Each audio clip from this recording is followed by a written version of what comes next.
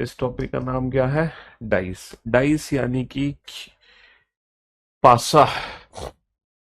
Dice यानी कि पासा। हालांकि ये जो डाइस है ये क्या होता है? क्यूब होता है। क्या होता है? क्यूब यानी कि घन। डाइस क्या होता है? डाइस होता है एक क्यूब यानी कि घन। लेकिन हमारे सिलेबस में क्यूब एंड क्यूबॉइड अलग चैप्टर है। हाँ ना, हमारे ना हमारे हमारे सिलेबस में जो डाइस चैप्टर है वो है बेसिकली पासा। जो डाइस चैप्टर है उसका नाम तो है पासा। और जो चैप्टर है क्यूब एंड क्यूबॉइड, ये जो टॉपिक है ये डिफरेंट चैप्टर है, जिसको हिंदी में कहते हैं घन और घनाभ। ये दोनों चैप्टर अलग अलग है। ये दोनों ही टॉपिक बेटा अलग अलग है ना। दोनों ही चैप्टर अलग अलग है। ये डाइस अलग है, क्यूब एंड क्यूबॉइड अलग चैप्टर है। अच्छा, इन दोनों टॉपिक में राधे जी, इन दोनों टॉपिक में एग्जाम में क्वेश्चन किस तरीके से बनते हैं देखो मैं आपको बता दूं।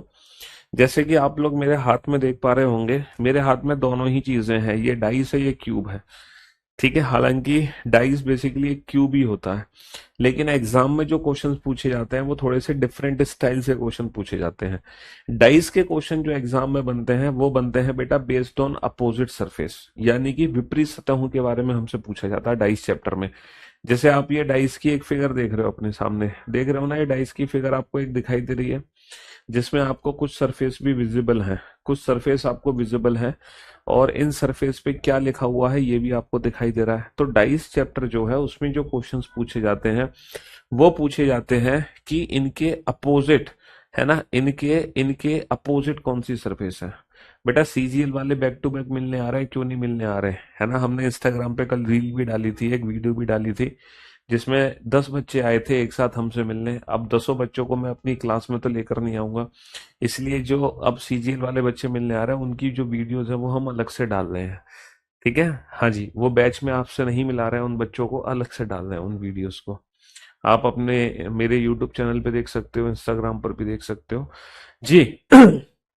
तो जैसे कि आप लोग इस फिगर को देख रहे होगे तो इस पे लिखा हुआ है वन, इस पे वन लिखा हुआ है ना। तो डाइस जो चैप्टर है इसमें जो क्वेश्चंस बनते हैं वो बनते हैं बेस्ड ऑन अपोजिट सरफेस। जैसे कि ये जो वन लिखा हुआ है, इस वन के अपोजिट कौन सी सरफेस होगी?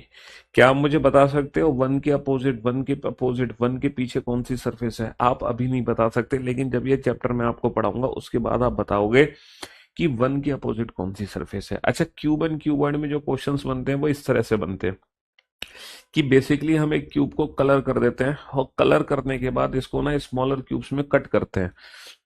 फिर जो क्वेश्चंस बनते हैं वो बेस्ड ऑन स्मॉलर क्यूब बनते हैं। स्मॉलर क्यूब पर बेस्ड क्वेश्चन बनते हैं। किस पर बेस्ड बनता है? Smaller cube. कि कितने ऐसे स्मॉलर क्यूब्स होंगे जिसकी टू सरफेस पेंटेड है, कितने ऐसे स्मॉलर क्यूब होंगे जिसकी वन सरफेस पेंटेड है। तो ये दोनों ही चैप्टर अलग अलग है, डाइस चैप्टर अलग है, क्यूब चैप्टर अलग है। डाइस चैप्टर में बनते हैं based on opposite surface question. Cube chapter में जो क्वेश्चंस बनते हैं वो बनते हैं based on smaller cube, coloured smaller cube, छोटे घनों पर आधारित प्रश्न बनते हैं। समझ रहे हो? चलिए, बहुत बढ़िया। तो अगर मैं बात करता हूँ डाइस चैप्टर की, तो डाइस चैप्टर में जब भी हम डाइस को ध्यान से देखते हैं, जब भी हम किसी क्यूब को ध्यान से देखते हैं, घन यानी कि पासा को ध्यान से देखते हैं, तो एट ए टाइम हमें कितनी सरफेस दिखाई देती है? सिर्फ तीन सरफेस दिखाई देती हैं, सिर्फ तीन सरफेस, एक, दो, तीन। सॉरी, ये वाली तीन, एक, दो, और ये आपको तीसरी दिखाई दे रही है। बाकी की जो तीन सरफेस है ना, बाकी की जो तीन सरफेस है वो छुपी हुई है, हिडन सरफेसेस हैं। तो इस चैप्टर में ना हिडन सरफेसेस से रिलेटेड ही क्वेश्चन पूछे जाते हैं, छिपी हुई सतहों से रिलेटेड ही क्वेश्चन पूछे जाते हैं। टोटल 6 सतह होती हैं, जिसमें से 3 सतह हमें दिखाई देती हैं, 3 सतह छिपी होती हैं। तो जो तीन छिपी हुई सतह हैं वही तीन छिपी हुई सतह इस चैप्टर में हमें पता लगानी है। अच्छा, डाइस का क्वेश्चन जब एग्जाम में बनता है तो किस तरीके से बनता है? पहला केस बनता है केस फर्स्ट। पहला केस बनता है when only one figure is given, जब पासे की सिर्फ एक फिगर दी जाएगी, when only one figure is given, यानी कि सिर्फ एक फिगर दी जाएगी डाइस की। जैसे कि एक एग्जाम में डाइस दिया जाएगा, है ना, एक क्यूब बना होगा, एक घन बना होगा, एक पासा बना होगा, और इस पासे पे तीन नंबर आपको दिखाई दे रहे हैं, एक, दो और एक, छः। आपको तीन नंबर दिखाई दे रहे हैं, एक, दो और छः। ठीक है, और हमसे पूछा जाएगा, जरूरी नहीं है एक दो छह दिखाई दे आपको, एक दो तीन भी दिख सकता है। और फिर हमसे इस फिगर के रिगार्डिंग कुछ कुछ क्वेश्चन पूछे जाएंगे एग्जाम में, वो क्वेश्चंस क्या होंगे वी विल डिस्कस लेटर। फिलहाल हम ये समझने की कोशिश कर रहे हैं कि इस चैप्टर में कितने प्रकार के प्रश्न बनते हैं। अच्छा, दूसरा जो क्वेश्चन पूछा जाएगा वो टू फिगर क्वेश्चन होगा। टू फिगर्स का मतलब क्या है? टू फिगर क्वेश्चन का मतलब क्या है? जैसे जब आपने डाइस को पहली बार देखा तो आपको दिखाई दिए 1 2 3। जब आपने डाइस को पहली बार देखा तो आपको दिखाई दिया 1 2 3। इसी डाइस को आप अगर दूसरे एंगल से देख रहे हो तो आपको कोई और पोजीशन दिखाई। भाई ये जरूरी थोड़ी है कि जब भी आप इस डाइस को देखोगे आपको हमेशा वही 3 नंबर दिखाई देंगे। हर बार 3 नंबर अलग होंगे ना। तो पहली बार जब आपने देखा तो आपको 1 2 3 दिखा। जब आपने इसी डाइस को दोबारा से देखा तो हो सकता है इस बार आपको दिखाई दे 2 4 6। यानी कि एक ही डाइस की दो अलग अलग फिगर आपको एग्जाम में दी जा सकती हैं। अच्छा, तीसरा केस क्या बनेगा? Case third. सोच कर बताओ केस थर्ड क्या बनेगा। देखो, पहला केस तो बनेगा कि जब आपके एग्जाम में जो क्वेश्चन आएगा, है ना, जब आपके एग्जाम में क्वेश्चन आएगा वो सिंगल फिगर क्वेश्चन होगा। पहला केस तो ये बनेगा सिंगल फिगर क्वेश्चन। दूसरा केस क्या बनेगा? इसी डाइस को दो अलग अलग एंगल से दिखाया जाएगा, यानी कि टू फिगर क्वेश्चन। अब सोच कर बताओ केस थर्ड क्या बनेगा। एक बच्चा कह रहा है केस थर्ड बनेगा 3 फिगर क्वेश्चन। इसका मतलब तो केस फोर्थ बनेगा 4 फिगर क्वेश्चन। केस फाइव बनेगा 5 फिगर क्वेश्चन। फिर 6 फिगर, यानी कि फिर ऐसे तो कभी केसेस खत्म ही नहीं होंगे, है ना। ऐसे तो कभी केसेस खत्म ही नहीं होंगे। तो बहुत सारे केसेस बना दोगे आप तो नहीं। जो केस थर्ड है ना, बेसिकली वो है मोर देन 2 फिगर क्वेश्चन। यानी कि दो से ज्यादा कितनी भी फिगर आ जाएंगे एग्जाम में, मोर देन 2 फिगर्स क्वेश्चन। यानी कि जब एग्जाम में 3 फिगर आएंगी तो भी केस थर्ड के अंदर जाएगा। एग्जाम में 4 फिगर होंगी, 5 होंगी, 6 होंगी, 7 होंगी, 8 होंगी, 9 होंगी, 10 होंगी। इससे ज्यादा फिगर हमारे एग्जाम में कभी नहीं पूछी गई। मैक्सिमम 4 या 5 फिगर पूछी गई हैं। तो जब भी दो से ज्यादा फिगर वाला क्वेश्चन होगा वो केस थर्ड कैटेगरी में जाएगा, है ना। वो केस थर्ड कैटेगरी में जाएगा, मोर देन 2 फिगर क्वेश्चन। अच्छा, अब हम चलते हैं केस फोर पर। केस फोर क्या होगा? चौथा केस क्या होगा? सोच कर देखो। देखो, पहला केस तो आ गया एग्जाम में 1 फिगर क्वेश्चन, दूसरा 2 फिगर क्वेश्चन, तीसरा मोर देन 2 फिगर क्वेश्चन। चौथा केस क्या बनेगा? चौथा केस बनेगा, ये जो डाइस है, ये जो डाइस है बेटा आपको क्यूबिक फॉर्म में दिखाई दे रहा है। ये डाइस आपको क्यूबिक फॉर्म में दिखाई दे रहा है। लेकिन अगर मैं इस डाइस को ओपन कर दूं तो ये ओपन फिगर की फॉर्म में दिखेगा हमें। ये डाइस की क्यूबिक फॉर्म है, ये डाइस की ओपन फॉर्म है। यानी कि जब आप इस फिगर को फोल्ड करोगे ना तो ये फिगर फोल्ड होकर भी ना क्यूब की शेप लेगा। देखो, ये फिगर फोल्ड होकर भी किसकी शेप लेगा? ये क्यूब की शेप लेगा, क्यूब की शेप। तो ये जो चौथा क्वेश्चन है, चौथा जो केस है वो है ओपन फिगर। यानी कि जब एग्जाम में डाइस की क्या दी होगी? जब एग्जाम में डाइस की ना ओपन फिगर दी जाएंगी। जब एग्जाम में डाइस की क्या दी जाएंगी? ओपन फिगर दी जाएंगी, ओपन फिगर। जब आप इन फिगर्स को फोल्ड करोगे तो डेफिनेटली ये फिगर्स फोल्ड होकर बेटा किसकी शेप लेंगी? ये फिगर फोल्ड होकर एक क्यूब यानी कि डाइस की शेप लेंगी। तो चौथा केस बनता है कि एग्जाम में ओपन फिगर क्वेश्चन आ जाए। Open figure question, open figure question, open figures question.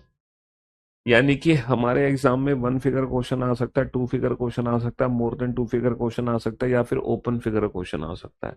इसके अलावा पांचवा केस क्या बनता है? एक लास्ट केस है, आखिरी केस है, पांचवा केस है। जब हमारे एग्जाम में क्वेश्चन आ जाए और वो आ जाए language based question. Language based question का मतलब है भाषा पे आधारित प्रश्न। भाषा पर आधारित प्रश्न, यानी कि सिर्फ एक लैंग्वेज लिखी होगी, ना कोई डाइस की क्यूबिक फॉर्म होगी ना ओपन फॉर्म होगी। कोई भी फॉर्म नहीं होगी, ना क्यूबिक ना ओपन। सिर्फ एक भाषा लिखी होगी, एक लैंग्वेज लिखी होगी। तो लैंग्वेज बेस्ड क्वेश्चंस। तो हमारे एग्जाम में जब भी डाइस का क्वेश्चन आएगा, है ना, आप आंखें बंद करो और ये रियलाइज करो कि आप एग्जाम हॉल में बैठे हो और आपके सामने क्वेश्चन आ गया। तो जब भी आप क्वेश्चन को देख रहे होगे अपने एग्जाम में, तो वो पांचों में से ही कोई एक क्वेश्चन होगा। या तो आपके एग्जाम में 1 फिगर क्वेश्चन आएगा, या फिर 2 फिगर आएगा, या मोर देन 2 फिगर। हो सकता है ओपन फिगर आ जाए या लैंग्वेज बेस्ड क्वेश्चन है। इन पांच के अलावा छठा केस है ही नहीं इस पूरे चैप्टर में। सिर्फ पूरे चैप्टर में यही 5 केस हैं, इन 5 के अलावा कोई केस ही नहीं है। अच्छा, एक बात बताओ जब 2 फिगर क्वेश्चन आपके एग्जाम में आया, जब आप डाइस की 2 फिगर देख रहे हो, जब आप डाइस की 2 फिगर देख रहे हो तो क्या ये जरूरी है जब भी आप डाइस की 2 फिगर देखोगे तो हमेशा दोनों फिगर में एग्जैक्टली एक सरफेस कॉमन होगी? क्या ये जरूरी है हमेशा एग्जैक्टली एक सरफेस कॉमन हो? हाँ, जब भी टू फिगर क्वेश्चन होगा, जब भी आप डाइस की दो फिगर देखोगे, है ना? अगर मैं केस सेकंड की बात करता हूँ, अगर मैं बात करता हूँ केस सेकंड की, जब, है ना, जब हमारे एग्जाम में, अगर मैं केस सेकंड की बात कर रहा हूँ, तो जब भी आप डाइस की दो फिगर देखोगे, तो क्या ये जरूरी है हमेशा दोनों फिगर में एक ही सरफेस कॉमन होगी? क्या ये जरूरी है हमेशा दोनों फिगर में एक ही सरफेस कॉमन होगी? नहीं सर। हो सकता है जब डाइस की दो फिगर हमारे सामने हो तो दोनों फिगर में कोई भी सरफेस कॉमन ना हो, पहली बार देखा एक दो तीन, दोबारा से देखा चार पांच छह, यानी कि नो कॉमन। तो जब भी हमारे एग्जाम में दो फिगर होंगी, हो सकता है कि नो कॉमन वाला क्वेश्चन हो सकता है कि वन कॉमन वाला क्वेश्चन हो। वन कॉमन वाला क्वेश्चन कैसे? ये भी तो हो सकता है जब भी एग्जाम में डाइस की आप दो फिगर देखोगे, तो दोनों फिगर में आपको एग्जैक्टली एक ही सरफेस कॉमन दिखाई दे, दो की जगह सिर्फ एक ही सरफेस कॉमन दिखाई दे। जैसे कि पहली बार देखा वन टू थ्री, दोबारा से देखा टू फोर सिक्स, यानी कि एग्जैक्टली एक सरफेस हमें कॉमन दिखाई दे रही है। अच्छा, ये कॉमन कहीं भी हो सकती है, यहाँ भी, यहाँ भी, यहाँ भी, इससे फर्क नहीं पड़ता कि ये यहाँ पर है, यहाँ पर है, यहाँ पर है। और तीसरा केस क्या बनेगा, सोच कर देखो, तीसरा केस क्या बनेगा, जब एक ही डाइस की दो अलग अलग फिगर आपके सामने होंगी।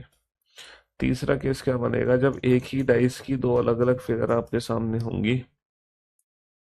तो जैसे पहली बार आपने देखा तो आपको दिखाई दिया वन टू थ्री, और जब आप इसी डाइस को दोबारा से देख रहे हो तो आपको दिखाई दे वन थ्री फोर। यानी कि पहली बार देखा दो फिगर तो कुछ भी कॉमन नहीं था, दूसरी बार में एक सरफेस कॉमन थी, और अब हमें कितनी सरफेस कॉमन दिखाई दे रही है? दो सरफेस कॉमन दिखाई दे रही है। यानी कि यहाँ पर एक तीसरा केस बन सकता है, तीसरा केस बन सकता है टू कॉमन। यहाँ पर एक तीसरा केस बन सकता है टू कॉमन। जैसे आपने पहली बार डाइस को देखा, आपने पहली बार डाइस को देखा, बताना कौन कौन से नंबर आपको दिखाई दे रहे हैं? आपको दिखाई दे रहा है एक, आपको दिखाई दे रहा है दो, आपको दिखाई दे रहा है छह। आपको तीन नंबर दिखाई दे रहा है, एक दो छह। अब इसी डाइस को किसी और एंगल से देखते हैं, इसी डाइस को किसी और एंगल से देखते हैं। अब देखना आपको क्या दिखाई दे रहा है। पहले आपको एक दो छह दिखाई दे रहा था, अब आपको क्या दिखाई दे रहा है? अब दिखाई दे रहा है छह, अब दिखाई दे रहा है दो। छह और दो पहले भी दिख रहे थे, छह और दो अब भी दिख रहे हैं, लेकिन एक तीसरा नंबर अलग हो गया, अब वो तीसरा नंबर है चार। तो यानी कि जब हम डाइस को दो अलग अलग एंगल से देखेंगे तो उसके अंदर भी तीन केस बनते हैं। या तो दोनों फिगर में कुछ भी कॉमन नहीं होगा, when there is no common, है ना, या फिर दोनों फिगर में एग्जैक्टली एक सरफेस कॉमन होगी, या फिर दोनों फिगर में एग्जैक्टली दो सरफेस कॉमन होंगी। अब एक बच्चा पता है क्या कह रहा है? एक बच्चा कह रहा है सर ऐसा भी तो हो सकता है तीनों सरफेस कॉमन हो। अगर मेरे भाई यही तीनों सरफेस दोबारा से दिखने लग जाए, तो बेटा वो टू फिगर क्वेश्चन नहीं है, वो वन फिगर क्वेश्चन ही हो गया। फिर ये दोनों फिगर एक ही जैसी हो गई, देखो वन टू थ्री यहाँ भी, वन टू थ्री यहाँ भी। फिर वो टू फिगर क्वेश्चन नहीं कहलाएगा, वो सिर्फ वन फिगर क्वेश्चन कहलाएगा, ओनली वन फिगर क्वेश्चन। तो ये है बेटा। समझ नहीं आया? बेटा अभी मैंने समझाया ही क्या तो तुम्हें समझ आएगा? अभी तो चैप्टर शुरू ही नहीं हुआ। अभी तो जब हम पिक्चर हॉल में जाते हैं ना पिक्चर देखने, तो मूवी का ट्रेलर चलता है ना, अभी तो बस पिक्चर का ट्रेलर चल रहा है। ये तो ट्रेलर है, पिक्चर तो शुरू ही नहीं हुआ भैया। पिक्चर तो शुरू ही नहीं हुआ। हमेशा यूट्यूब पर देखा था आपको, है? चलिए आज लाइव देख रहे हो हमें, बहुत बढ़िया, बहुत अच्छा है, अच्छी बात है ये तो। इतने दिनों से कहाँ थे, हैं, जो आज ही लाइव आए हो तुम? इतने दिनों से कहाँ थे, हैं? चलिए साहब, तो मेरे दोस्तों ये जो चैप्टर है बेटा definitely without pen and paper solve होगा। ना पेन की जरूरत है, ना पेपर की जरूरत है।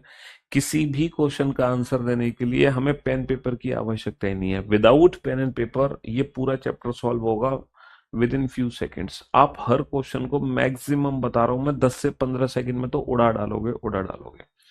अब आंखें बंद करो, गहरी सांस लो, और ये एज्यूम करो कि आप, ये एक इमेजिनेशन करो कि आप एक एग्जाम हॉल में बैठे हो, एग्जाम दे रहे हो सीजीएल का। रीजनिंग के क्वेश्चन आपके सामने है, और रीजनिंग में डाइस का क्वेश्चन आपके सामने आ चुका है।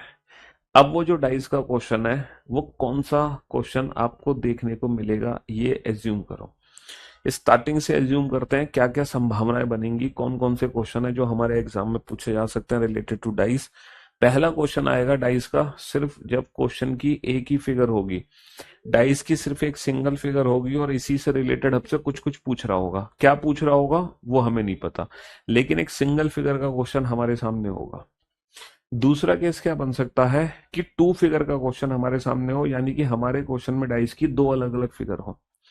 उसके अंदर भी कितने केस बन सकते हैं, तीन केस बन सकते हैं। या तो दोनों फिगर में कुछ भी कॉमन नहीं होगा, या दोनों फिगर में एग्जैक्टली एक सरफेस कॉमन होगी, या दोनों फिगर में एग्जैक्टली दो सरफेस कॉमन होंगी। तीसरा केस बन सकता है कि दो से ज्यादा फिगर वाला क्वेश्चन हमारे एग्जाम में आ जाए। चौथा केस बनेगा कि ओपन फिगर का क्वेश्चन आ जाए हमारे एग्जाम में। पांचवा क्वेश्चन बनेगा लैंग्वेज बेस्ड क्वेश्चन आ जाए। बस यही पांच टाइप हैं जो हमारे एग्जाम में बन सकती हैं। इनके अलावा एक्चुअल में कोई टाइप ही नहीं है। इनके अलावा एक्चुअल में कोई टाइप ही नहीं है। सिलोजिज्म में सिर्फ और सिर्फ पीवाईक्यू क्वेश्चंस की प्रैक्टिस की रिक्वायरमेंट होती है, और जो क्लास में क्वेश्चंस कराए जाते हैं बस उतने, उसके अलावा कुछ नहीं करना होता है। ठीक है।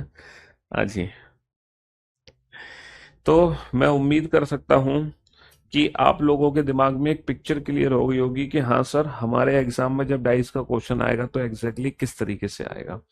बेटा तीनों कॉमन सरफेस कैसे हो सकती है मेरे प्रभु। एक बच्चा कह रहा है सर ऐसा भी तो हो सकता है जब डाइस की दो फिगर आपके सामने हो, ये जैसे पहली फिगर है, और इसी डाइस की जब दूसरी फिगर आपके सामने हो, तो आपको तीनों सरफेस कॉमन दिखाई दे। जैसे आपको दिखाई दिया एक दो तीन, और वही एक दो तीन आपको दोबारा से दिख जाए। बाबू अगर ऐसा है कि तीनों नंबर फिर से दिख जाएं, तो ये टू फिगर क्वेश्चन नहीं कहलाता, ये वन फिगर क्वेश्चन कहलाता है। क्योंकि ये दोनों फिगर फिर एक जैसी हैं, ये दोनों फिगर एक जैसी हैं, तो ये टू फिगर क्वेश्चन नहीं है, ये केस फर्स्ट है। ये कौन सा केस हो जाएगा, ये पहला केस हो जाएगा, फर्स्ट केस, यानी कि वन फिगर क्वेश्चन। तो टू फिगर क्वेश्चन के लिए दोनों फिगर थोड़ी सी डिफरेंट होनी जरूरी है। यहाँ पर जो तीन नंबर है, या तो यहाँ पे तीनों नंबर अलग होंगे, या फिर इनमें से एक नंबर रिपीट होगा, या फिर इनमें से दो नंबर रिपीट होंगे। बस यही तीन केस बन सकते हैं टू फिगर क्वेश्चन के अंदर। ठीक है। हाँ जी।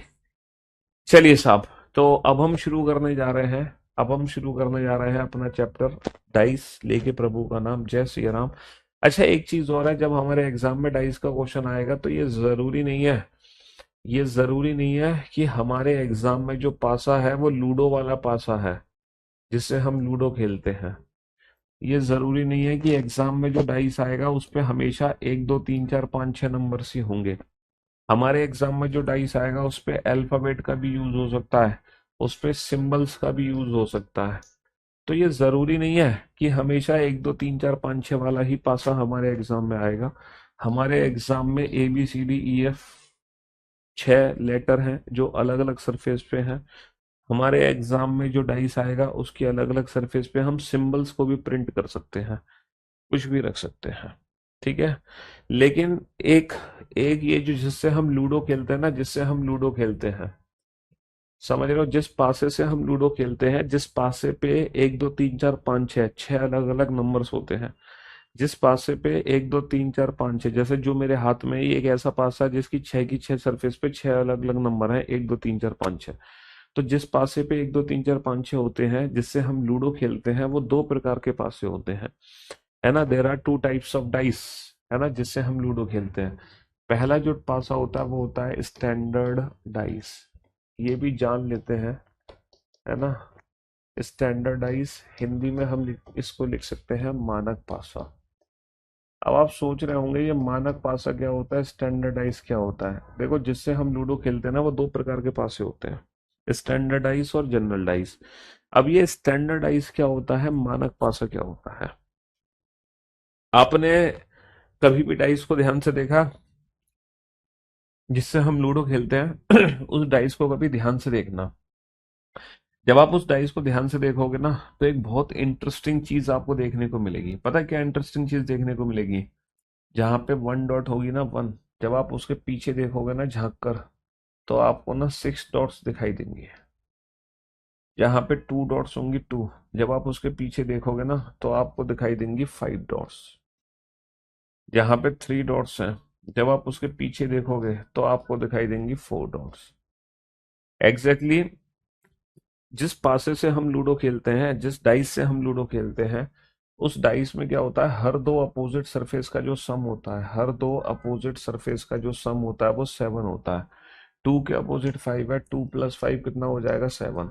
हर दो अपोजिट सरफेस का सम, 3 के अपोजिट 4 है, 3 प्लस 4, हर दो अपोजिट सरफेस का सम कितना होता है, 7 होता है। और इसी को हम बोलते हैं स्टैंडर्डाइज यानी कि मानक पासा, जिसकी डेफिनेशन आप लिख सकते हो, if every two if every two opposite if every two opposite surfaces sum is equal to 7, if every two opposite surfaces sum is equal to 7, then the dice is called then the dice is called a standard dice. If every two opposite surfaces sum is equal to 7, then the dice is called a standard dice. यदि यदि प्रत्येक दो यदि प्रत्येक दो विपरीत सतहों का योग यदि प्रत्येक दो विपरीत सतहों का योग 7 है, यदि प्रत्येक दो विपरीत सतहों का योग 7 है, तब पासे को मानक पासा कहते हैं। तब पासे को मानक पासा, यदि प्रत्येक दो विपरीत सतहों का योग 7 है, तब पासे को मानक पासा कहते हैं। यदि प्रत्येक दो विपरीत सतहों का योग 7 है, तब पासे को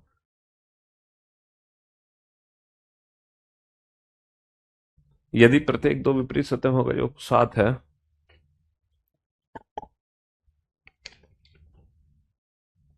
हाँ, यदि प्रत्येक दो विपरीत सतहों का योग 7 है, तब पासे को मानक पासा कहते हैं। If every two opposite surfaces sum is equal to 7, then the dice is called as standard dice. आप ये एग्जाम्पल लिख सकते हो। एग्जाम्पल एग्जाम्पल क्या है? एग्जाम्पल है 1 के अपोजिट 6, 2 के अपोजिट 5, 3 के अपोजिट 4। ये एग्जाम्पल हो गया बेटा। अपोजिट स्टैंडर्ड आइस में 1 के अपोजिट 6 होता है, 2 के अपोजिट 5, 5 के अपोजिट 2 होता है, 3 के अपोजिट 4, 4 के अपोजिट 3 होता है। अब आप लोगों के माइंड में एक छोटा सा क्वेश्चन पुट हुआ होगा,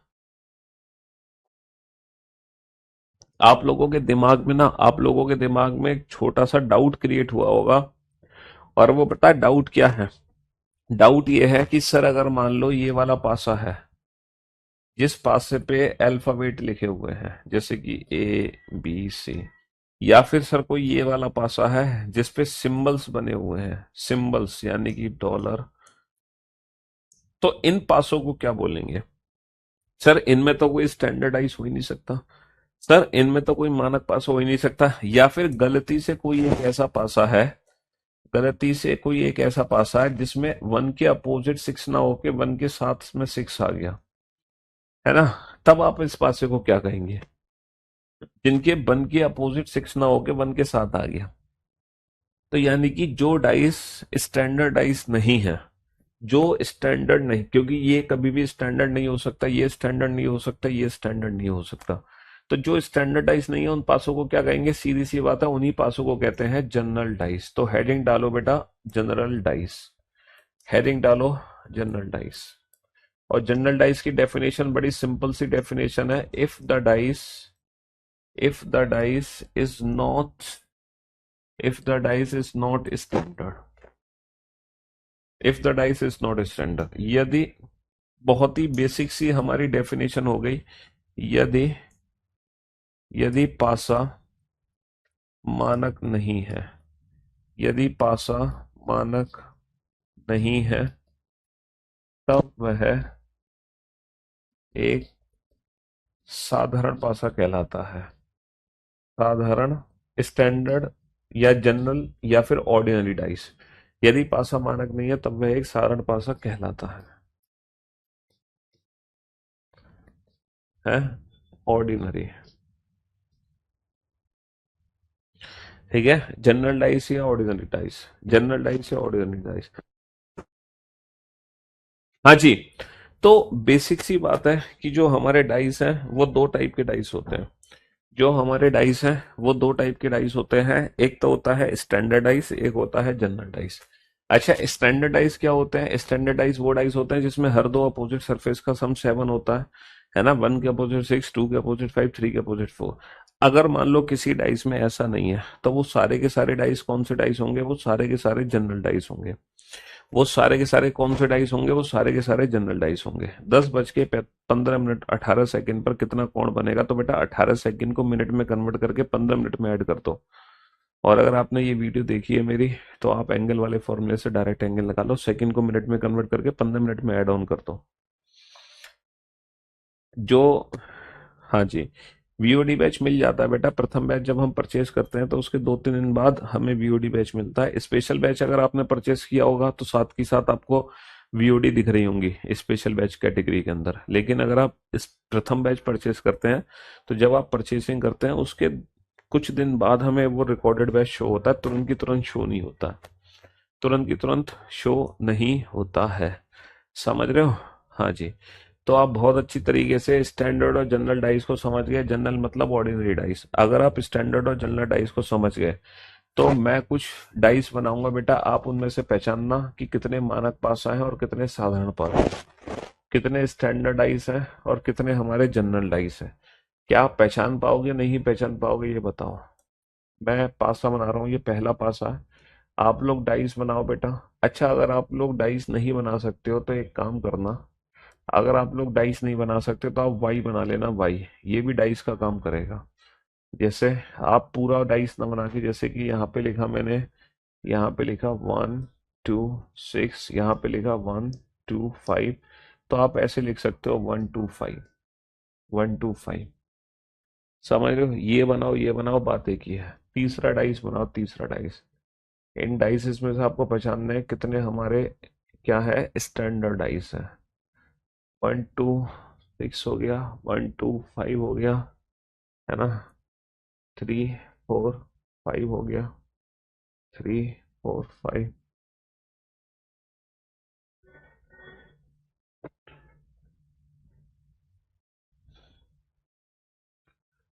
ए बी सी हो गया, ए बी सी हो गया।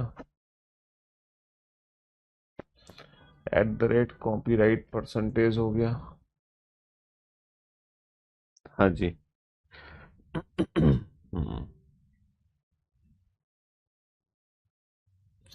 1 2 3 हो गया। बनाओ। 1 2 4 हो गया।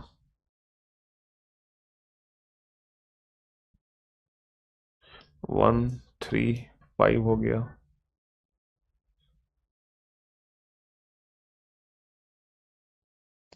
2 4 6 हो गया। मैंने आपके सामने 10 पासे बना दिए, है ना। 2 4 3, मैंने आपके सामने 10 पासे बना दिए। अब इन 10 में से आपको आइडेंटिफाई करना है कि कितने स्टैंडर्ड डाइस हैं और कितने हमारे जनरल डाइस हैं। इन 10 में से कितने मानक पासा हैं और कितने साधारण पासा, ये आपको पहचान करनी है। ये आपको पहचान करनी है कि कितने मानक पासा हैं। हाँ जी, ये आपको पहचान करनी है।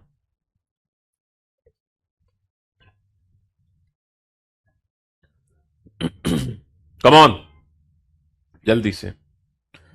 इनमें से पहचान करो कि कितने हमारे मानक पासा हैं और कितने हमारे साधारण पासा हैं, कितने हमारे स्टैंडर्ड डाइस हैं, कितने हमारे जनरल डाइस हैं। जल्दी से चेक करके बताओ फटाफट से। ये जितने भी डाइस आपको दिखाई दे रहे हैं, इन डाइस में से कितने हमारे स्टैंडर्ड हैं और कितने हमारे जनरल डाइस हैं। हाँ जी, कितने हमारे स्टैंडर्ड डाइस हैं और कितने हमारे जनरल डाइस हैं, जल्दी से चेक करके बताओ। और ये जो मेरे हाथ में डाइस है, ये जनरल डाइस है या स्टैंडर्ड डाइस है, जल्दी से बताओ। ये जो हाथ में है, ये जनरल है या स्टैंडर्ड, जल्दी से बताओ। सर इस डाइस को दिखाओ तो सही हमें कम से कम। आप तो रोटेट करा रहे हो, हमें सरफेस ही नहीं दिख पा रही है। चलो अभी दिखाएंगे इस डाइस को। अब आप बोर्ड पर ध्यान से देखना और ध्यान से सुनने और समझने की कोशिश करना। बोर्ड पर ध्यान से देखना और सुनने और समझने की कोशिश करना मेरे दोस्त।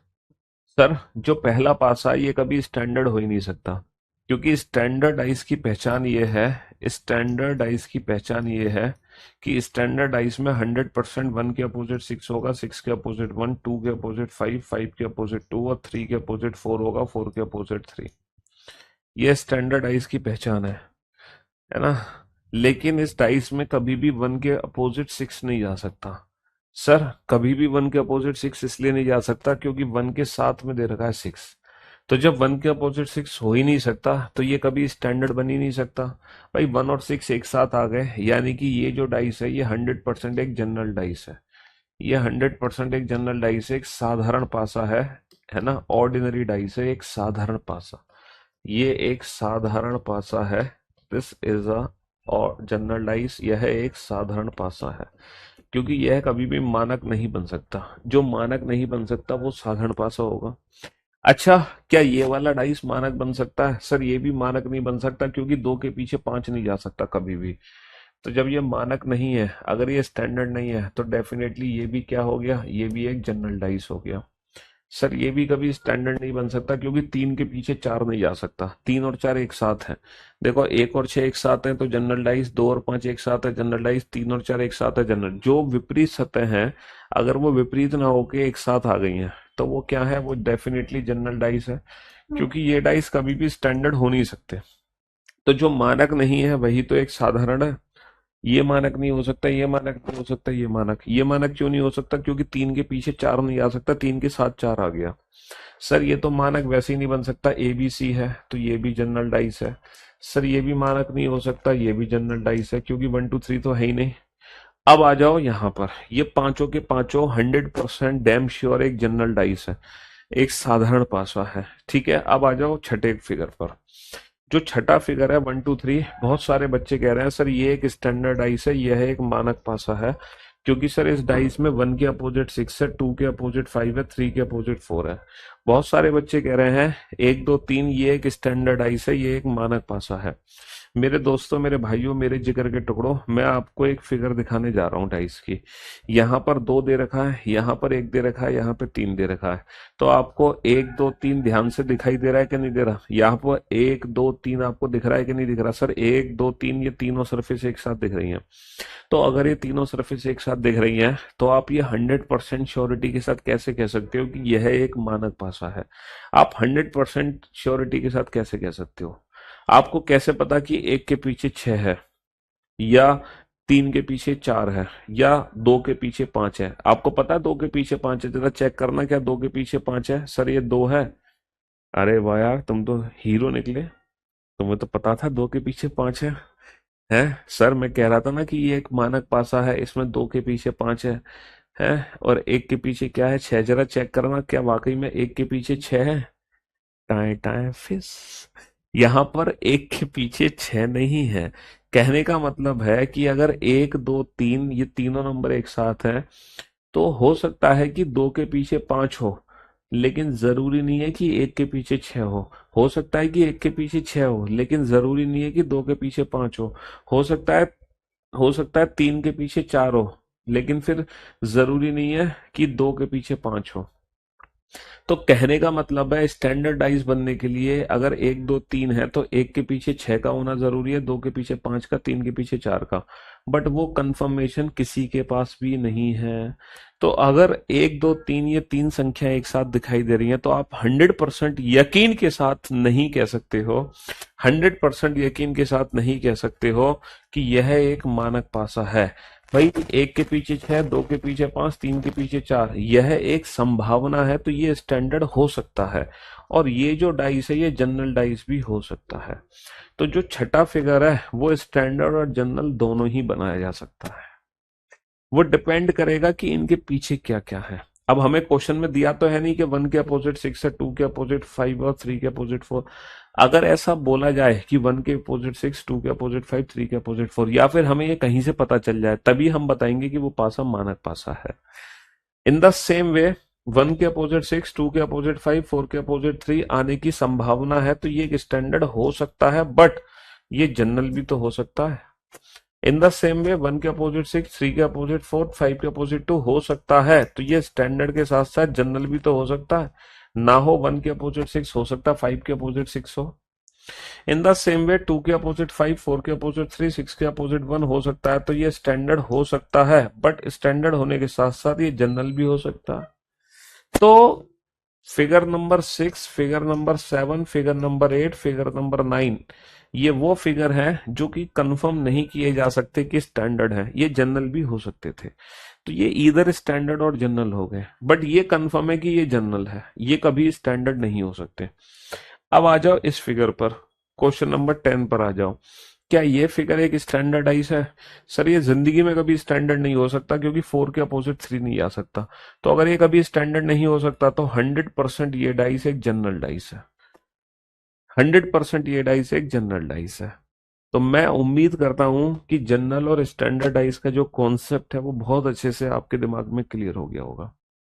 है, स्टैंडर्डाइज तभी बताया जा सकता है कि वो स्टैंडर्ड है जब हमें हर अपोजिट सरफेस के बारे में पता है। अगर आपको हर अपोजिट सरफेस के बारे में नहीं पता, तो आप कंफर्म नहीं कह सकते कि ये स्टैंडर्ड है। बट जनरल की श्योरिटी निकल कर आ सकती है, क्योंकि अगर वो स्टैंडर्ड नहीं है तो वो जनरल है। अब बताओ, 10 के 10 फिगर में से किसी भी फिगर में आपको कोई डाउट, किसी भी फिगर में कोई कंफ्यूजन, किसी भी फिगर में? हम्म, कोई भी ऐसी फिगर हो जहां आपको 0.01% भी डाउट है, पहली से लेके 10वीं फिगर तक? अल्टीमेट मजा आ गया सर, जिंदगी में ऐसा कैसे पढ़ा सकता है कोई, मौज ही मौज, ऑल क्लियर, एक्स्ट्रा ऑर्डिनरी।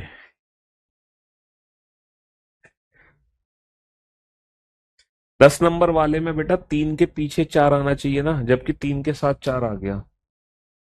दो विपरीत सतहों का योग 7 होना चाहिए, इसमें दो निकटवर्ती सतहों का योग 7 है, तो ये 100% एक जनरल डाइस है ना? बहुत बढ़िया, वेल डन, गुड जॉब। तो ये चैप्टर जब हमने शुरू किया, तो चैप्टर को शुरू करने से पहले मैंने जनरल स्टैंडर्ड का कॉन्सेप्ट क्लियर किया। चलिए अब हम इस चैप्टर को शुरू करने जा रहे हैं पहले केस से। सबसे पहला केस बेटा क्या था? When only one figure is given, when only one figure is given. सबसे पहला केस है इस चैप्टर का, सबसे पहला केस है इस चैप्टर का, जब केवल एक स्थिति दी जाती है, जब केवल पासे की एक स्थिति दी जाती है, या जब पासे की केवल, जब पासे की केवल एक स्थिति दी जाती है, जब पासे की केवल एक स्थिति दी जाती है, when only one figure is given, जब पासे की केवल एक स्थिति दी जाती है। और सबसे पहला क्वेश्चन आपके सामने रहा, आपकी स्क्रीन पर सबसे पहला क्वेश्चन इस चैप्टर का। एक डाइस की फिगर बनाते हैं, सिर्फ पासे की एक ही स्थिति दी गई है, और यहाँ पे 3 नंबर है, 1, 3 और 5, और आपसे पूछा फाइंड द नंबर यदि, यदि पासे की 6 सतहों पर 1 से 6 तक अलग अलग संख्याएं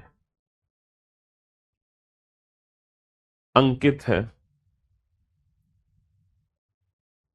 अंकित है।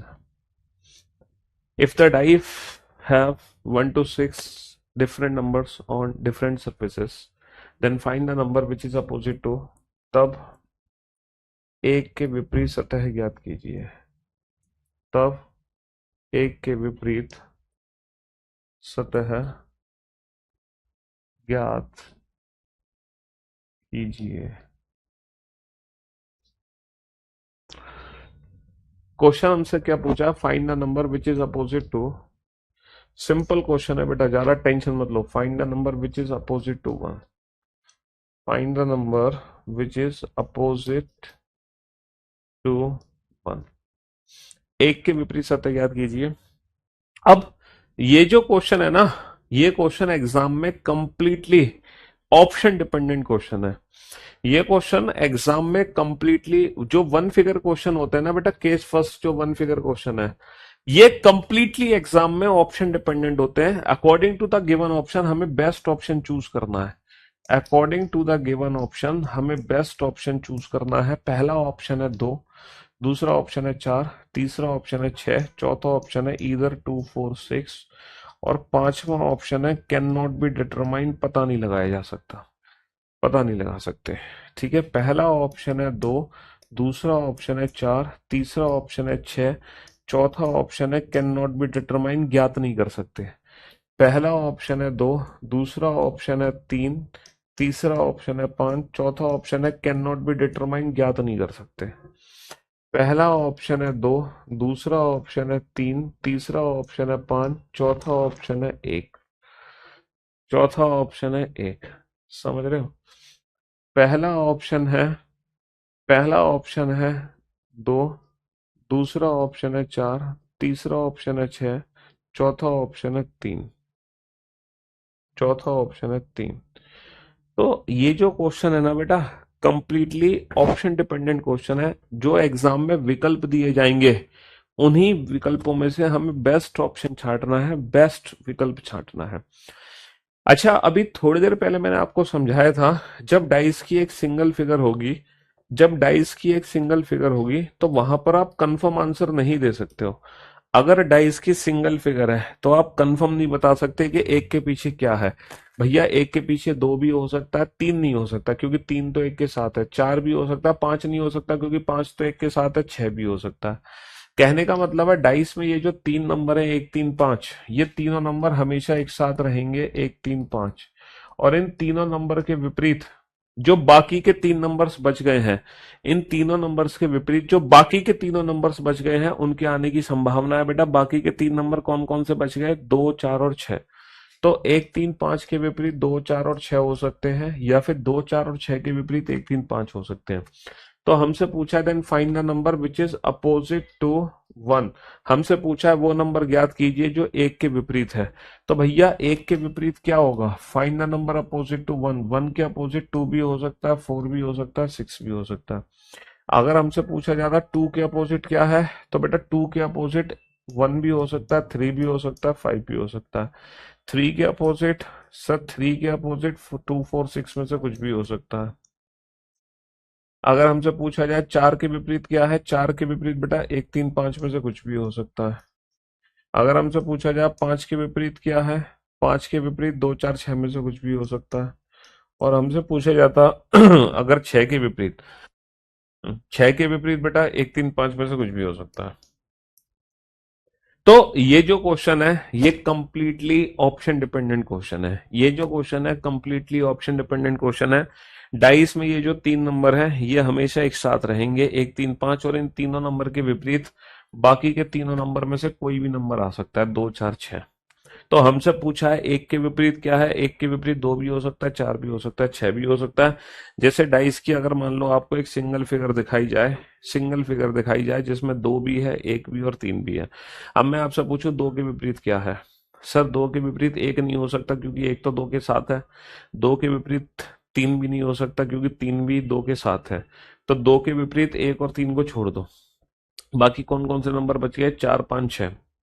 तो दो के विपरीत चार भी हो सकता है, दो के विपरीत पांच भी हो सकता है, दो के विपरीत छह भी हो सकता है। तो एक, दो, तीन, ये तीनों नंबर एक साथ रहेंगे, इन तीनों नंबर के विपरीत बाकी के तीनों नंबर हो सकते हैं। तो according to the given option find the number which is opposite to 1। 1 के अपोजिट 2 भी हो सकता है, सर 1 के अपोजिट 2 भी हो सकता है, 4 भी हो सकता है, 6। तो ईदर 2 4 और 6, option D is the right answer, either 2 4 और 6। अच्छा, यहाँ पे इधर 2 4 और 6 का ऑप्शन नहीं दिया तो कैन नॉट बी डिटरमाइन, क्योंकि हम कंफर्म नहीं कह सकते कि दो आएगा, चार आएगा, छह आएगा। अच्छा, यहाँ पे सिर्फ दो दिया हुआ है, तीन और पांच तो बेटा कभी हो नहीं सकते। तीन और पांच तो एक के विपरीत हो नहीं सकते क्योंकि एक के साथ है तीन और पांच। लेकिन जो दो है एक के पीछे, इसके आने की सिर्फ और सिर्फ एक संभावना है, संभावना, पॉसिबिलिटी है, बट ये कंफर्म आंसर नहीं है। तो इस सिचुएशन में भी हम can not be determine choose करेंगे, पता नहीं लगा सकते। Can not be determine choose करेंगे, पता नहीं लगा सकते। लेकिन हाँ, सर एक के विपरीत कभी भी 3 और 5 नहीं आ सकता, एक के विपरीत खुद एक नहीं आ सकता। तो यहाँ हमारी मजबूरी है, यहाँ हमारी मजबूरी है ऑप्शन ए को चूज करना। यहाँ हमारी मजबूरी है कि एक के पीछे दो ही आ सकता है, बाकी के तीनों विकल्प कभी नहीं आ सकते। तो जब तीनों नहीं आ सकते तो जो बचा हुआ विकल्प है बस वही हमारा आंसर होगा, यहाँ हमारी मजबूरी है। लेकिन सर एक के पीछे कभी भी 3 नहीं आ सकता, क्योंकि 3 तो एक के साथ है। तो एक के पीछे 2 भी आ सकता है, 4 भी आ सकता है, 6। अब इस सिचुएशन में कौन सा विकल्प चूज करोगे? क्योंकि सर यहाँ पे तो तीनों ही ऑप्शन सही है एक के पीछे, है ना। 1 के अपोजिट 2 भी हो सकता है, 4 भी हो सकता है, 6 भी हो सकता है। अब हम कौन सा ऑप्शन चूज करेंगे यहाँ पर? तो एग्जामिनर अगर मान लो एक डेफिनेट आंसर पूछना चाह रहा है, तो एक डेफिनेट आंसर पता है क्यों पूछना चाह रहा है वो आपसे? इसका मतलब है कि वो इसको स्टैंडर्डाइज एज्यूम करना चाह रहा है। और अगर ये स्टैंडर्डाइज है, अगर ये स्टैंडर्डाइज है तो 1 के अपोजिट क्या होगा? 6 होगा। तब इस सिचुएशन में आप इस क्वेश्चन को स्टैंडर्डाइज एज्यूम करके आंसर दे सकते हो। अब आप इस क्वेश्चन में स्टैंडर्डाइज एज्यूम करके आंसर दे सकते हो। तो यहां पे स्टैंडर्डाइज एज्यूम किया जा सकता है, क्योंकि मजबूरी है, क्वेश्चन की डिमांड है, according to the given option. तो ये जो डाइस है बेटा 135, है ना, इसमें 135 एक साथ है, इनके अपोजिट 246 में से कुछ भी हो सकता है। ये वन फिगर क्वेश्चन को सॉल्व करने की ट्रिक होती है जो ऑप्शन डिपेंडेंट है। According to the given option हमारे आंसर्स हर बार वेरी करेंगे, according to the given option. Question number second, again there is a single position of a dice is given. एक पासे की स्थिति दी गई है आपको, और जब आप इस पासे को देख रहे हो तो इस पासे में आपको 3 अलग अलग नंबर्स दिखाई दे रहे हैं। इस पासे में आपको 3 अलग अलग नंबर्स दिखाई दे रहे हैं, और वो नंबर है 1 2 6, वो नंबर है 1 2 6। और क्वेश्चन आपसे पूछा है find the number which is opposite to 3। Find the number which is opposite to 3। Question पूछा है कि 3 के विपरीत सतह ज्ञात कीजिए। क्वेश्चन पूछा है कि 3 के विपरीत सतह ज्ञात कीजिए। और डेफिनेटली ये क्वेश्चन भी एग्जाम में दिए गए ऑप्शंस पे ही डिपेंड करेगा, क्योंकि वन फिगर क्वेश्चन में हम कंफर्म आंसर कभी नहीं दे सकते। Find the number opposite to 3, either 4 और 5, ईदर 1 और 2, ईदर 1 और 4, ईदर ईदर 2 और 5। Find the number which is opposite to 3। Option A 1, option B 2, option C 6, option D can not be determined. Option A 1, option B 4, option C 5, option D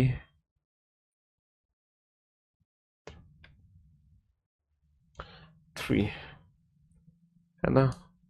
option A 1, option B 2, option C 6, option D 4।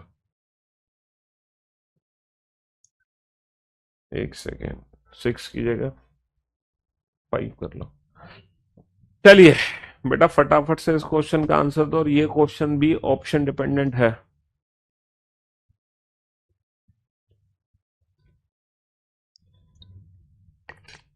Hmm, solve करो फटाफट से। सविता कुमारी जी। हम्म,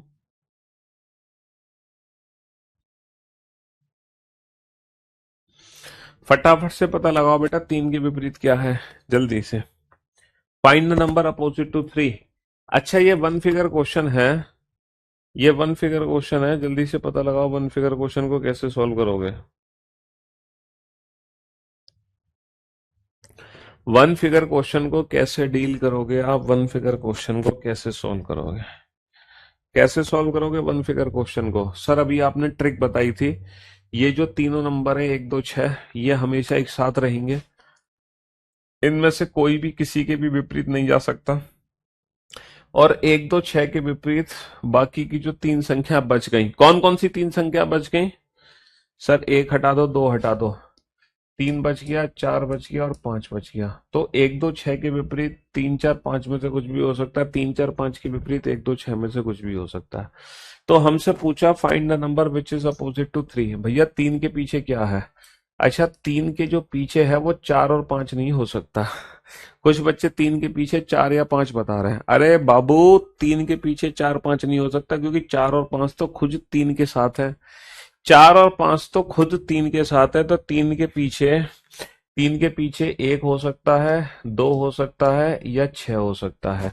3 के पीछे 1 हो सकता है, 2 या 6, यानी कि जो 3 है वो 1 के पीछे भी हो सकता है, 2 के पीछे भी हो सकता है, 6 के पीछे भी हो सकता है। तो 3 के पीछे कभी भी 4 या 5 नहीं जा सकता, नेवर। 3 के पीछे कभी भी 4 या 5 नहीं जा सकता, नेवर। कभी भी 4 या 5 3 के पीछे नहीं जा सकता, क्योंकि ये तो 3 के साथ है। 3 के पीछे कभी भी 4 या 5 नहीं जा सकता, क्योंकि ये तो खुद 3 के साथ है। तो 3 के पीछे 1 2, देखो, इनके विपरीत ये होंगे, इनके विपरीत ये होंगे, ये दोनों एक दूसरे के विपरीत हैं, है ना? हाँ जी। सर 3 के पीछे 1 भी हो सकता है, 2 भी हो सकता है, 6 भी हो सकता है, कंफर्म आंसर नहीं दे सकते, कैन नॉट बी डिटरमाइंड। 3 के पीछे कभी भी 4 नहीं होगा, 5 नहीं होगा, 3 के पीछे खुद 3 नहीं होगा, तो यहाँ पे मजबूरी है, यहाँ पे मजबूरी है। अब बताओ, यहाँ पर 3 के पीछे क्या होगा? यहाँ पर 3 के पीछे क्या होगा? सर 3 के पीछे, सर 3 के पीछे 1 होगा या 2 होगा, है? कैन नॉट बी डिटरमाइन तो ऑप्शन है नहीं यहाँ पे। तो यहाँ पर एग्जामिनर हमसे कोई एक फिक्स आंसर पूछना चाह रहा है, तो फिक्स आंसर पूछना चाह रहा है तो इसका मतलब ये नहीं कि इसको स्टैंडर्डाइज मान के 3 के पीछे 4 कर दो, इसको स्टैंडर्डाइज मान के 3 के पीछे 4 कर दो, क्योंकि बाबू ये जो पासा है ये कभी मानक पासा बन ही नहीं सकता। ये पासा मानक पासा बन ही नहीं सकता, क्योंकि 1 और 6 दोनों एक साथ है। मानक पासा बनने के लिए 1 के पीछे 6 होना चाहिए। तो ये पासा 100% एक साधारण पासा है, ठीक है, ये मानक हो ही नहीं सकता। और पहली बात तो 3 के पीछे 4 आ ही नहीं सकता, क्योंकि जो 4 है वो तो 3 के साथ दिया हुआ है। तो 3 के पीछे ना तो कभी 4 आ सकता है, 3 के पीछे ना तो कभी 5 आ सकता है, क्योंकि 4 और 5 दोनों नंबर 3 के साथ है। ये कभी भी 3 के पीछे नहीं आ सकते, 3 के पीछे 1 2 या 6। तो बेसिकली पिछली बार जो 4 विकल्प थे उसमें तो हमने स्टैंडर्डाइज मान के एक आंसर चूज कर लिया, बट यहाँ पर हम स्टैंडर्डाइज मान के ऑप्शन एज्यूम नहीं कर सकते हैं। यहाँ पर ऑप्शन ए को टिक करोगे तो भी मार्क्स मिल जाएंगे, ऑप्शन बी को टिक करोगे तो भी मार्क्स मिल जाएंगे। वाकई में दिस इज प्रिंटिंग मिस्टेक। इस बार वास्तव में प्रिंटिंग मिस्टेक है, ये प्रिंटिंग एरर है। इनमें से, है ना, इनमें से कोई भी ऑप्शन चूज करो, दोनों के आपको मार्क्स मिलेंगे। तो वन फिगर जो क्वेश्चन होते हैं ना, वन फिगर क्वेश्चन में हम फिक्स आंसर नहीं दे सकते। ये क्वेश्चन कंप्लीटली एग्जाम में ऑप्शन डिपेंडेंट होते हैं। ये क्वेश्चन कंप्लीटली एग्जाम में ऑप्शन डिपेंडेंट होते हैं। इन क्वेश्चंस में हम कभी भी फिक्स आंसर नहीं दे सकते हैं, है ना? ए बी एफ, हमारे इस पासे में ए से लेकर एफ तक 6 अलग अलग, है ना, अक्षर प्रिंट है 6 अलग अलग सतहों पर। हमसे क्वेश्चन पूछा है find the surface which is opposite to, find the surface which is opposite to, find the surface which is opposite to A. A के विपरीत सतह ज्ञात कीजिए। ए के विपरीत बी है, ए के विपरीत एफ है, ए के विपरीत ए है, या ए के विपरीत सी है। Find the surface which is opposite to A, find the surface which is opposite to A. फिर से चलो सॉल्व करो इस क्वेश्चन को। तो वन फिगर क्वेश्चन में ना, वन फिगर क्वेश्चन में बेटा कंफर्म आंसर नहीं दे सकते। वन फिगर क्वेश्चन में कंफर्म आंसर नहीं दे सकते। हाँ, दोबारा से रिपीट कर रहे हैं, चिंता मत करो। किंग है सर आप रीजनिंग के। हाँ हाँ, रिपीट कर रहे हैं, हैव सम पेशेंस, पेशेंस रखो। वन फिगर क्वेश्चन में क्या होता है, ये जो 3 सरफेस हमें एक साथ दिखाई दे रही हैं, ये तीनों सरफेस हमेशा एक दूसरे के साथ रहेंगी, ए बी एफ। इनमें से कोई भी किसी के भी विपरीत नहीं जा सकता। ए के साथ बी रहेगी, बी के साथ एफ, और इन तीनों सरफेस के विपरीत बाकी की तीनों सरफेस हो सकती हैं जो कि दिख नहीं रही। कौन कौन सी सरफेस नहीं दिख रही हमें? सर ए बी एफ को हटा दो तो हमें सी दिखाई नहीं दे रही, हमें डी दिखाई नहीं दे रही, और हमें ई दिखाई नहीं दे रही। तो हमसे पूछा है अपोजिट टू ए, ए के विपरीत क्या है, तो ए के पीछे क्या है, ए के पीछे बी और एफ तो हो नहीं सकते, ये तीनों एक साथ है। ए के पीछे सी भी हो सकता है, डी भी, ई भी, लेकिन होगा इन तीनों में से कोई एक। बी नहीं हो सकता, एफ नहीं हो सकता, ए खुद नहीं हो सकता। तो ए के पीछे क्या है, ए के पीछे सिर्फ और सिर्फ सी होगा। ए के पीछे सिर्फ और सिर्फ क्या होगा, सी होगा। बहुत बढ़िया। और मोस्ट ऑफ द स्टूडेंट ने एकदम परफेक्ट आंसर दिया, एकदम परफेक्ट। अगेन बेटा, डाइस की एक सिंगल फिगर हमारे सामने है, at the rate, percentage, copyright. Find the number, find the symbol which is opposite to, find the symbol which is opposite to hash. Hash के विपरीत, हैश के विपरीत सिंबल ज्ञात कीजिए, हैश। पहला विकल्प है एट द रेट, दूसरा विकल्प है, दूसरा विकल्प है, दूसरा विकल्प है परसेंटेज, तीसरा विकल्प है कॉपीराइट, चौथा विकल्प है इधर एट द रेट और परसेंटेज और कॉपीराइट। हाँ जी, opposite to hash, opposite to hash. बताओ जल्दी से। हाँ, पुलिस की गाड़ी आ गई, आंटी ने पुलिस बुला लिया। हाँ जी, बनाओ।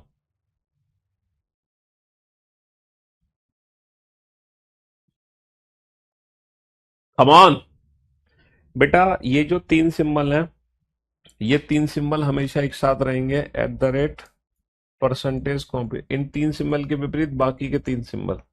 अच्छा, बाकी के तीन सिंबल कौन से हैं हमें नहीं पता, लेकिन उनमें से एक हैज जरूर है। बाकी के तीन सिंबल में से एक हैज जरूर है, क्योंकि हैज एक नया सिंबल है जो इन तीनों में नहीं पाया गया। तो पक्का हैज इन तीनों के पीछे होगा। तो हैज किसी के भी पीछे हो सकता है, एट द रेट के भी, परसेंटेज के भी और कॉपीराइट के भी।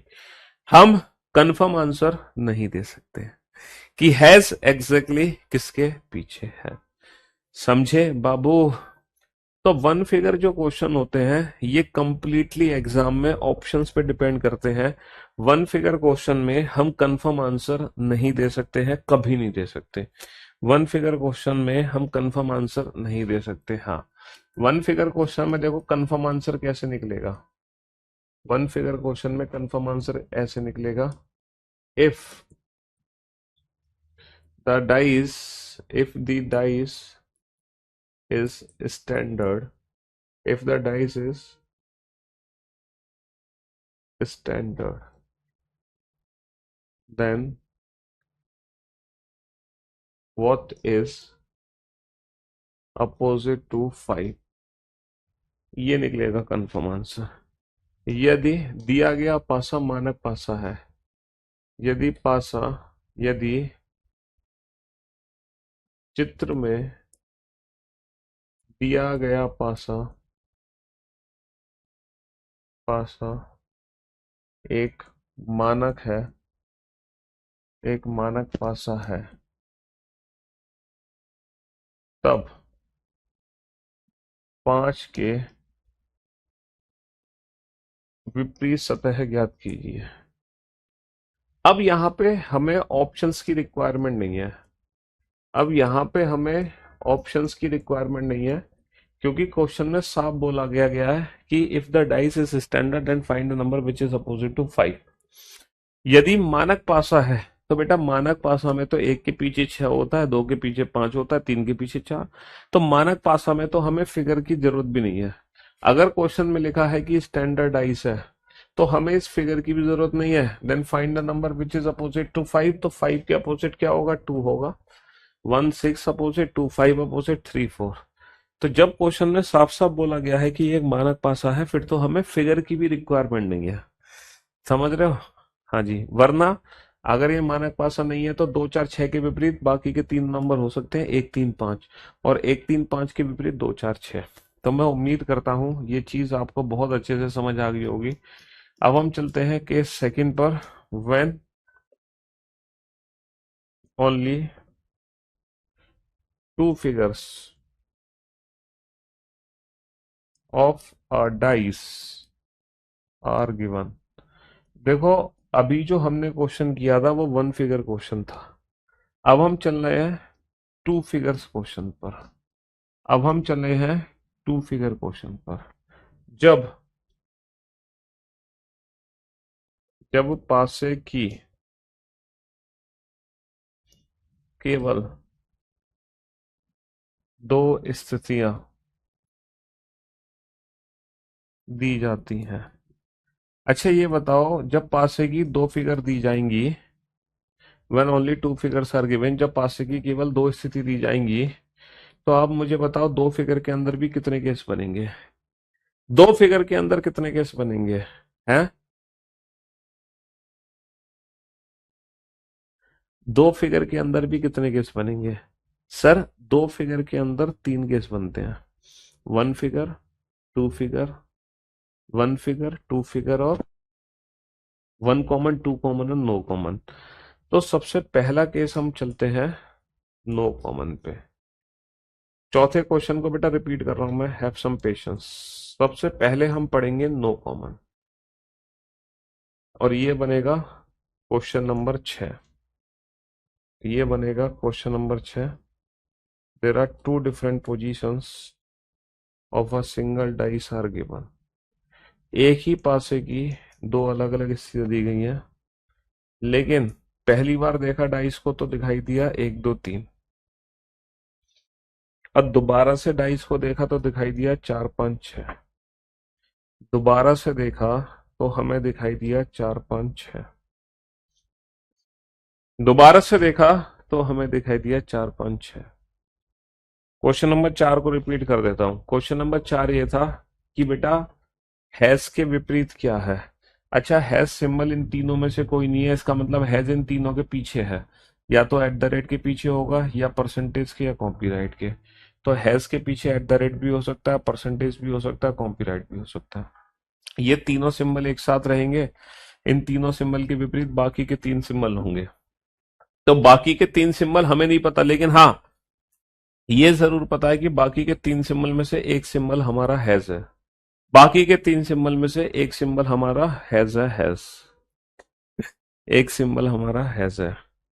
अच्छा, ये जो क्वेश्चन है टू फिगर का, नो कॉमन का, when there are two positions of a single dice are given, but इन दोनों फिगर में कुछ भी कॉमन नहीं है, 1 2 3 4 5 6 अलग अलग। तो ये क्वेश्चन पता है कैसे सॉल्व होगा? ये क्वेश्चन सॉल्व होगा नो कॉमन ट्रिक से। जो नो कॉमन ट्रिक तुमने सीखी है ना, उसी नो कॉमन ट्रिक से ये क्वेश्चन सॉल्व होगा। ऐसा नहीं है कि इस क्वेश्चन को सॉल्व करने के लिए अलग से कोई ट्रिक की रिक्वायरमेंट है। Question number 4, question number 5, question number 3, question number 2 और क्वेश्चन नंबर 1, यानी कि पिछले पांचों क्वेश्चन को ये क्वेश्चन रिपीट कर देगा। पिछले पांचों क्वेश्चन को ये क्वेश्चन क्या कर देगा? रिपीट कर देगा, रिपीट। अगर आपको पहले में डाउट है, दूसरे में डाउट है, तीसरे में, चौथे, पांच में, तो बेटा सारे डाउट बेटा इस क्वेश्चन से दूर हो जाएंगे। सारे डाउट दूर हो जाएंगे। Find the number which is opposite to 1। एक के विपरीत सतह ज्ञात कीजिए। एक के विपरीत सतह ज्ञात कीजिए। Option A 4, option B 5, option C 6, option D either 4 5 और 6।